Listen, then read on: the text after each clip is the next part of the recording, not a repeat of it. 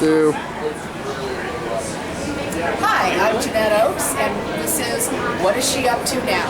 We're in beautiful downtown Fort Collins, Colorado, and this is my guest, James Brown. He is the author of Gangster, Fallacies, Volumes 1 and 2, and we're here enjoying some wonderful watermelon beer. Welcome, Dee. Thank you, thank you. All right, why don't you tell us a little more about your books? Well, Gangster Fallacies is really a collection of short stories that are all built in the same universe. So the characters will eventually cross paths with one another, and they're really just cautionary tales on what happens when you take the wrong path in life. Okay.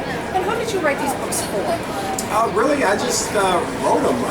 Started out just listening to like Tupac and some gangster rap, and just had some visions of stories based on the songs I was listening to, and decided to just start writing stories.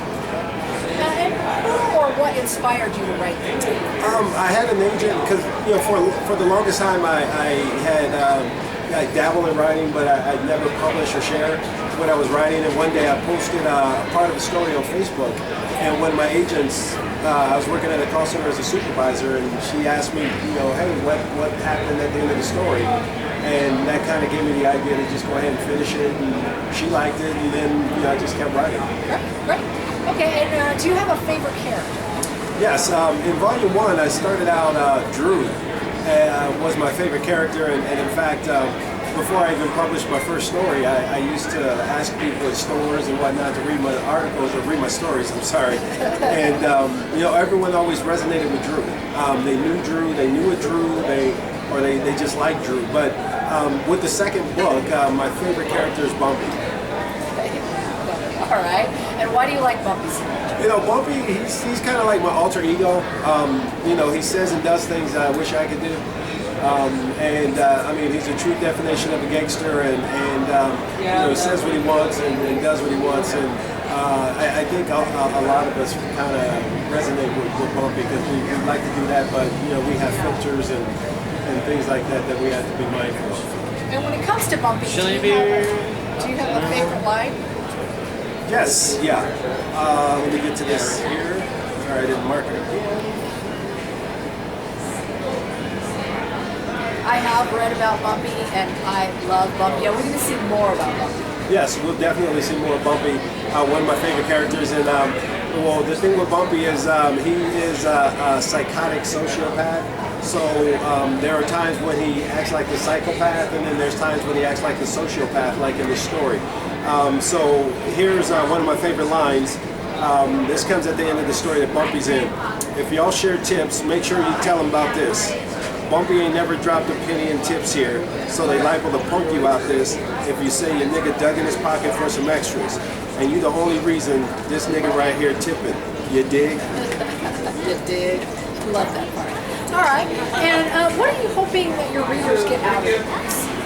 Really just an understanding that, the things that we do, they can always come back and haunt you. There are repercussions for all of our actions, and for every action there's an equal and opposite reaction. And that's the thing. Gangster Fallacies is the idea was that people were doing all these, people are engaging in behaviors and not expecting them to come back to haunt them, and they do. And where can people find your books? These books are available on Amazon. Right now, I'm looking to go into the Apple Store and spread it out. But right now, the books are available on Amazon. All right. A little off topic, but what's your favorite Prince song? Favorite Prince song is International Love. And what advice do you have for future writers? Believe in yourself and go for it. You have to realize that there are 7 billion people on this planet. Not everybody's gonna like what you write, but all you need is a niche. If you can find 5,000, 10,000, 20,000 people who like your writing and will buy your books, 2 books a year, that could be enough to support yourself. So just believe in yourself, trust yourself, and find your niche.